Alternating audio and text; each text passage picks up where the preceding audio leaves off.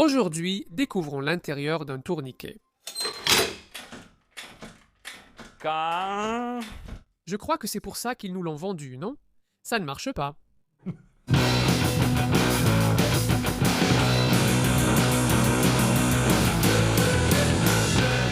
Ceci est un tourniquet de salle de sport que nous avons acheté dans une casse. Ce truc est super lourd. Et le tourniquet, si tu n'y as jamais vraiment pensé, c'est simplement un mécanisme où quelque chose tourne, mais seulement dans une direction.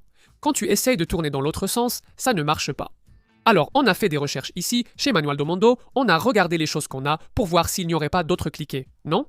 D'autres utilisations de ce mécanisme. Et oui, on a découvert qu'il y en a 3 autres. 3 cliquets, il y en a probablement un que tu as déjà utilisé. La première, c'est celle-ci qu'on appelle une clé à cliquer. Quand tu dois enlever un écrou, tu prends cette pièce ici, qu'on appelle une douille, tu la mets au bout de la clé à cliquer, elle s'emboîte ici. Donc, tu peux l'utiliser avec différentes tailles. Et regarde, ici, elle serre l'écrou.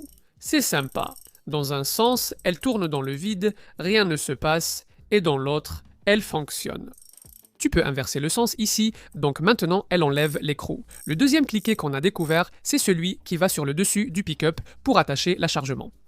Regarde comme c'est sympa le fonctionnement de ce truc. Cette extrémité, tu l'accroches à un crochet qui se trouve dans la benne. Je vais l'accrocher ici sur le décor même. Ensuite, tu as une autre pièce qui est une sangle, qui a aussi ce crochet. Et là, tu l'accroches à un autre endroit. Le cliquet sert à tendre ce système. Viens ici. Je passe l'extrémité de la sangle ici à l'intérieur de l'axe, puis je commence à tourner le cliquet ici. Et là, la sangle s'enroule autour de cet axe. Regarde, ça tire la table. Ça tire la table. Sur un pick-up, il y aurait une charge ici. Ça servirait à serrer la charge. C'est super parce que tu as un levier, donc tu peux forcer un peu et ça serre beaucoup. L'avantage d'un cliquet, c'est qu'il serre sans se relâcher.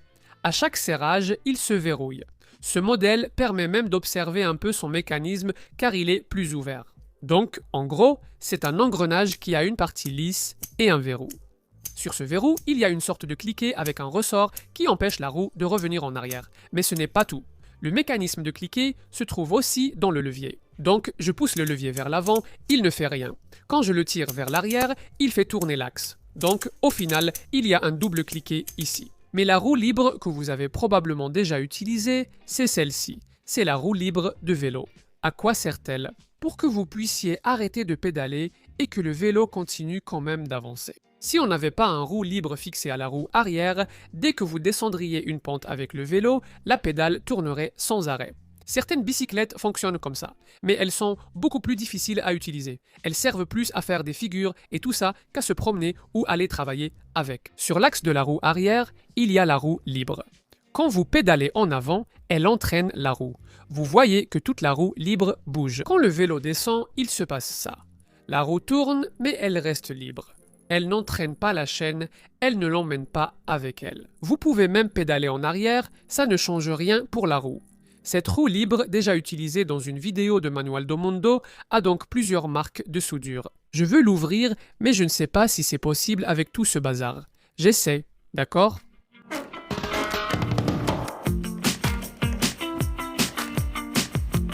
Honnêtement, je ne sais pas du tout comment ça s'ouvre ici à l'origine. Avec toutes ces soudures, on ne voit pas comment était la pièce avant ce bazar. On va devoir utiliser un peu de... On n'a même pas nommé ça, hein ? La meuleuse, tout simplement.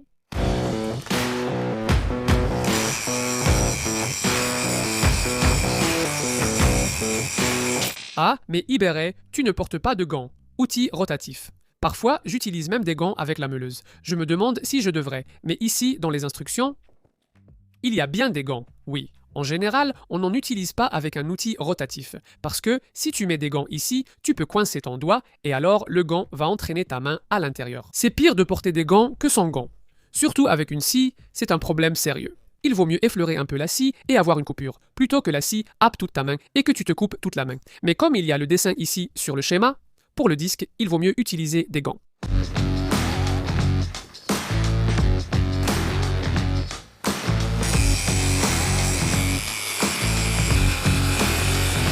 Ils ont mis ça dans ce tourniquet? Ce n'est pas simple. La pointe du tournevis a cassé et ça ne s'est pas ouvert. La batterie est morte à force d'attendre. On va changer. Oh!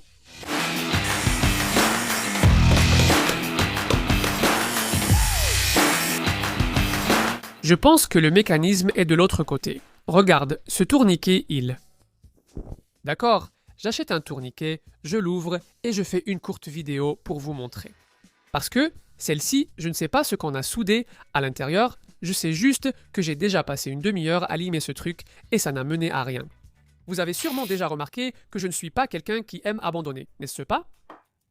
J'ai dit que j'allais arrêter, mais je suis là en train de continuer. C'était la deuxième batterie. Je crois qu'on n'a plus de batterie. On va ouvrir sur la Wino. Ah? Tu devrais bien voir ce qui se passe en pédalant sur ton vélo, non? À l'extérieur, on a les dents qui attrapent la chaîne, mais sur la même pièce, à l'intérieur ici, tu vois, il y a des dents qui sont bien aplaties. Et ici, il y a une pièce mobile avec un petit ressort en dessous. Quand tu tournes, tu vois, cette pièce vient s'emboîter. Donc, quand je tourne dans cette direction, il ne se passe rien. Tu vois, la pièce continue de taper là, le petit ressort continue de fonctionner. Quand j'essaye de tourner dans l'autre sens, ça bloque. Tu vois, cette pièce se coince dans la dent. Donc, dans ce sens, ça tourne, dans l'autre, ça bloque. Dans ce sens, ça tourne, dans l'autre, ça bloque. La question maintenant est, le mécanisme à l'intérieur est-il identique?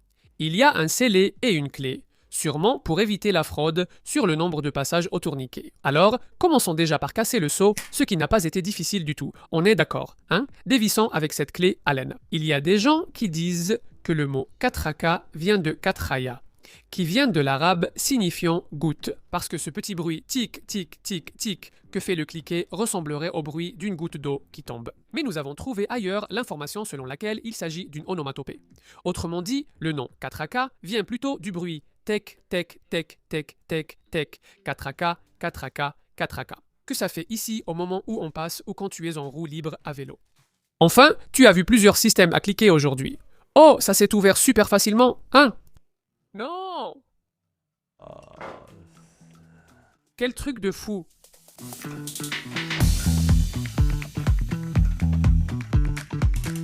Ah! J'étais sûr que ce truc allait avoir une mécanique sensationnelle. Il y a 5 couches qui fonctionnent en même temps. On va dévoiler chacune d'elles et tu vas voir que c'est encore plus cool que ce qu'on imaginait. La première couche ici en haut, c'est le compteur de personnes. Ce qui compte, c'est cette machine ici, d'accord? Chaque fois que j'appuie, le chiffre augmente. Mais ce qui fait vraiment tourner, c'est la petite couronne à 3 pointes en bas. Donc, quand je tourne le tourniquet, tu peux remarquer qu'il active le mécanisme et fait changer le chiffre ici. Donc, à chaque fois que quelqu'un tourne le tourniquet, ça compte une fois. La deuxième couche, c'est ce grand engrenage rond ici qu'on peut voir très clairement. Elle est reliée à un petit engrenage à l'intérieur, qui est connecté à ce fil blanc, ici. Je ne sais pas à quoi ça sert. On va démonter pour voir si on arrive à découvrir. Waouh, il y a un circuit électronique complexe ici. Je pense que c'est tout simplement un compteur électronique. Il y a 2 disques coupés en 2 et chaque fois que je les fais tourner, ils entrent dans une zone où j'imagine qu'il y a un capteur électromagnétique qui détecte la présence du disque. C'est juste une supposition, d'accord? Là, je pense que ChatGPT peut beaucoup m'aider. Voyons s'il arrive à me dire ce que c'est, puis je vérifierai s'il a eu raison. J'ai démonté un tourniquet comme ceux qu'on trouve à l'entrée des immeubles et j'ai trouvé ce truc qui tourne quand je fais tourner le tourniquet. Ça me donne l'impression que c'est un compteur électronique. Qu'est-ce que tu penses que c'est? Le nom le plus courant que tu peux chercher est capteur de position de tourniquet ou capteur de rotation de tourniquet. Certains fabricants l'appellent encodeur de tourniquet ou capteur ID de tourniquet selon la technologie.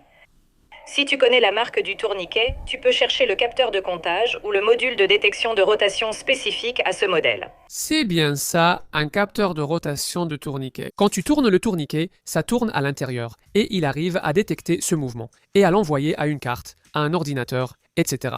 Donc, ce tourniquet est peut-être hybride. Elle compte les personnes ici sur un compteur plus ancien, analogique, qui n'a pas besoin d'électricité, mais elle compte aussi d'une manière numérique.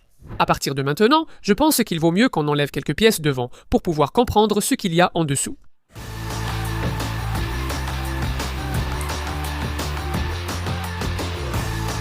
Cet engrenage ici était celui qui faisait ce comptage électronique. Et en dessous, maintenant, oui, on a déjà un mini cliquet. Laissez-moi nettoyer un peu pour que ce soit plus clair pour vous. Dans ce cercle, il y a 3 dents ici, 3 trous et il s'accroche à ces deux pièces. Donc, si j'essaye de tourner par ici, cette pièce bloque. Si j'essaye de tourner par là, cette pièce ne laisse pas non plus. C'est ça qui bloque le tourniquet. Et là, quelqu'un de l'autre côté va se plaindre, n'est-ce pas? Mais bon. Si le tourniquet ne va ni d'un côté ni de l'autre, il ne sert absolument à rien. Je pense qu'il manque une petite pièce ici que je vais fabriquer avec un fil de fer. Regardez, ceci est un solénoïde, n'est-ce pas? C'est un enroulement de fils. Une bobine, ceci est un électroaimant. Il peut contrôler le tourniquet électriquement. Donc, quand on actionne l'aimant, probablement, autrefois quand ça fonctionnait, il faisait ceci. Il déplaçait cette pièce, et là oui, on peut faire tourner le tourniquet. Ça tourne dans un seul sens, car la petite pièce ne le permet pas dans l'autre. Réussira-t-on à faire fonctionner cet électroaimant?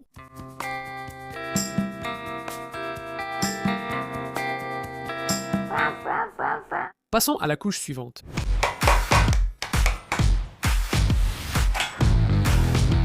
Isso aqui é uma das coisas que eu mais... Je voulais savoir comment fonctionne le cliquet. Comment il fait ce mouvement de blob? Il fait ça, regarde. Oh, plof. Oh.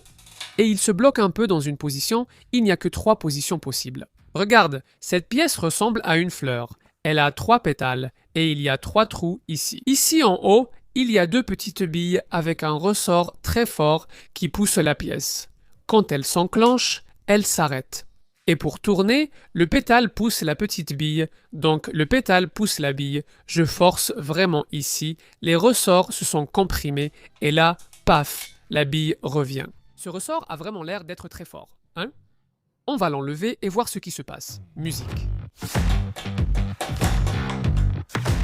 Tu crois qu'elle va s'envoler? Le ressort est si dur qu'on ne peut pas le comprimer. Il est très solide.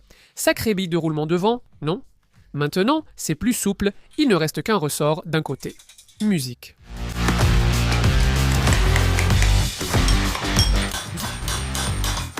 On va devoir faire preuve d'un peu plus d'intelligence, n'est-ce pas? Ah! Mon père m'a toujours dit qu'on résout les choses avec intelligence. Peut-être que c'est le mécanisme le plus intelligent de tous. C'est un mécanisme à cliquer qui se bloque des deux côtés. Tu sais, le moment où tu vas passer le tourniquet, tu commences à avancer et tu te dis « Non, je vais revenir en arrière ». Elle ne laisse pas passer.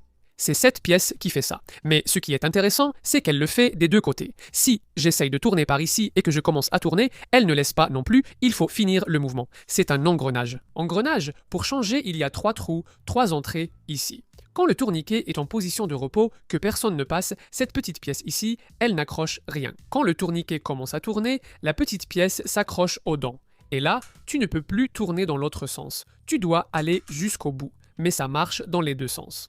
Si je tourne de l'autre côté, ça arrive aussi. Regarde, elle bloque aussi de l'autre côté. Donc, c'est un tourniquet qui fonctionne dans les deux sens. Génial, non? Musique.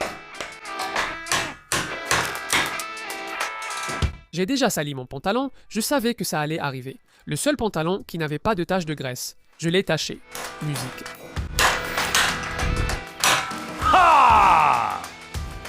Que deviendrait le monde si tous les tourniquets étaient gratuits?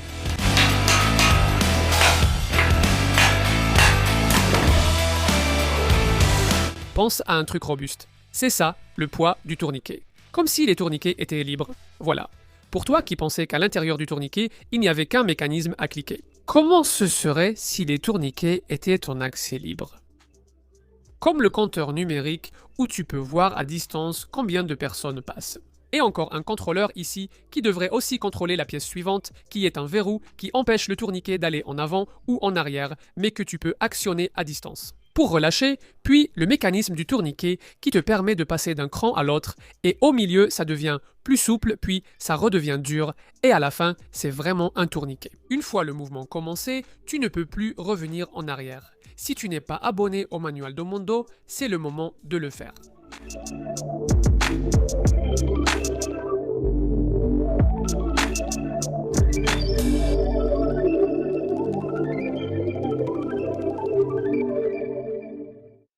Tu veux une machine aussi impressionnante? Une fois, on a démonté une horloge coucou, tout est mécanique, exactement pareil, tu vois, sauf que c'est beaucoup plus petit, c'est vraiment fou.